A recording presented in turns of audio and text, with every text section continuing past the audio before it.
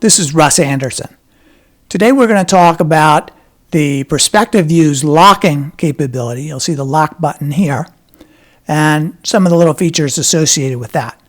Now, if I click the lock button, you'll see now the perspective view is no longer showing the camera view behind it, and I can move around here within the camera view however I like. And I can lock back up and again see the camera view, and the perspective view's vantage point has been matched back up to the camera. So the particular shot that we're working with is a stereo shot, and if you look carefully you can see that there are actually two camera views and two camera paths in the 3D environment. You can see them up here in the hierarchy view also.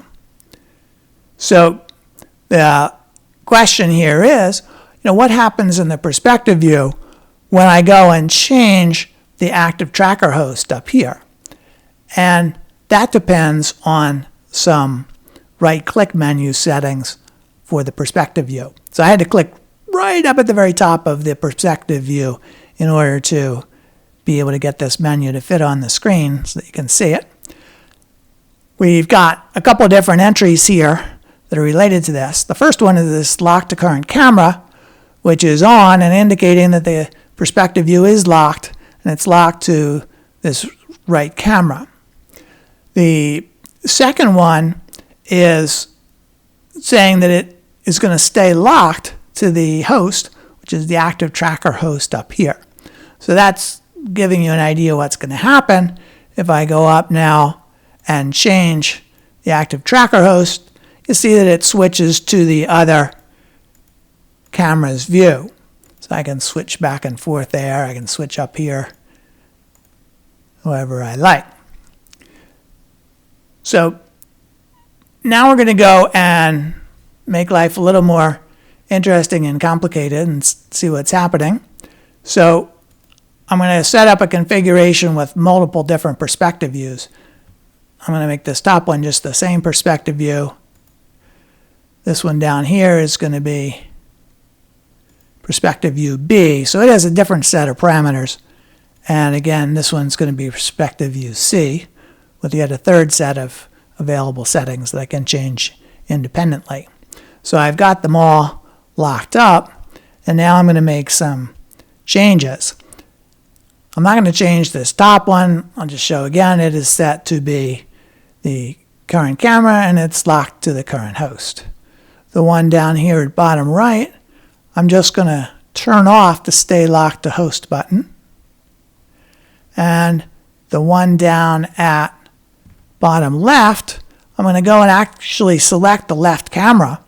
So you can see that the little list of different cameras and objects, you can select those particularly and then directly set the perspective view to that particular camera. So that's what I've done there. Now I've got this perspective view set up for the left, this one to the right, this one to the top. So now you can guess what's going to happen when I change these. Only the one at top actually changes to follow the active tracker host setting. Now let's take a look at this a little more. When I unlock and look at the menu buttons, menu items here, you'll see that it's not showing that it's locked to left camera 1 or right camera 1, of course, because it's not. Since it's staying locked to the host, its behavior is determined by whatever happens to be the case when I next hit the left button, the lock button.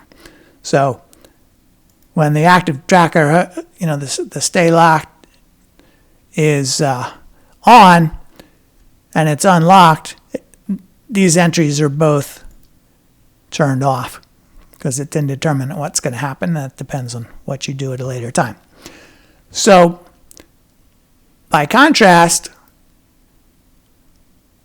this view down here, you can see the right camera 1 is selected now.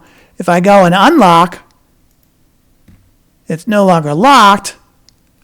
You can see that there and, up here. But you also see that the right camera 1 is still listed because that's what's going to happen now when I hit that lock button again. It goes back to right camera 1. And just the same way over here, this is showing left camera 1 and it's locked. I turn off the lock and I still see left camera 1 because when I hit the look button or lock button again, I get back to left camera 1.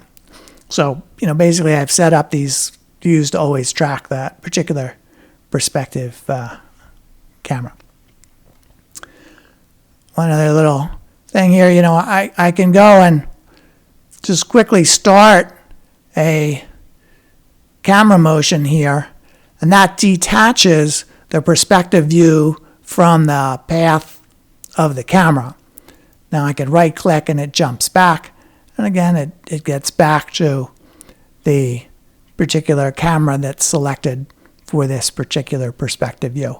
So I just point that out. It's kind of one of these small features that people may not have noticed. It can be handy when you're trying to sort out what's in some particular area. When it's all packed closely together, you can just kind of maybe go and orbit around something and get a better handle of what's going on and what's there.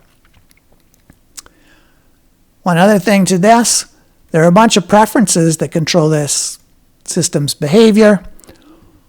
The first one there is the stay locked to host, and this is used to set the menu item on the right click menu for the perspective window when a new perspective window is first opened up.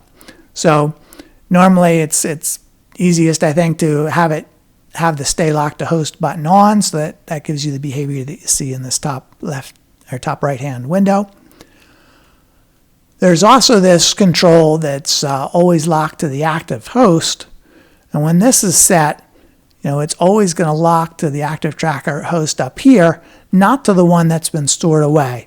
And the point of this is if you go and turn on that always locked to active host and turn off the stay locked to host, this gives you basically the behavior of SynthEyes prior to version 1608 when these particular features were introduced.